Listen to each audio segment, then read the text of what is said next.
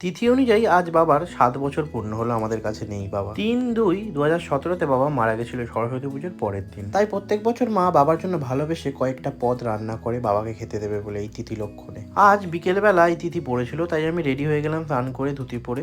তারপর আমার মা ফটোর সামনে খেতে দিয়েছিল সেই খাবারগুলো কাগজের প্লেটে তুলে ছাদে নিয়ে গেল খেতে দেবে বলে। প্রত্যেক বছর এরমভাবেই আমরা দিই। তো ছাদে যেই দিতে গেল তখনই সব কাক আসা শুরু করে দিল। তো ওরা ভিডিও করতে দেয় না, খুব কষ্ট করে ভিডিওটা করেছি আপনাদের দেখাবো বলে। এই যে দাদু চলে এসছে, দাদু এবার মন্ত্র পড়বে, আমিও ছাদে চলে এসেছি কিছু ভালো ভালো মিষ্টি নিয়ে। মিষ্টি হলো বাবার খুব প্রিয় খাদ্য। তো এখানে মোমবাতি জ্বালিয়ে দিলাম খাওয়ার জন্য, তারপর ধূপ দেখিয়ে বাবাকে আমি খেতে দেবো। প্রত্যেক বছর এরমভাবেই দিই। দাদু তিথিলক্ষণ দেখে আমাদের বাড়িতে এসে মন্ত্র পড়ে, আর আমিও সেটা মন্ত্র পড়ে বাবাকে খেতে দিই বাবার উদ্দেশ্যে। দাদু আসার কিছুক্ষণ আগেই খাবারগুলো আমরা দিয়েছিলাম, তো দেখতে পাচ্ছ সব খাবার শেষ। তো এরমভাবেই আমরা দিনটা উদযাপন করি।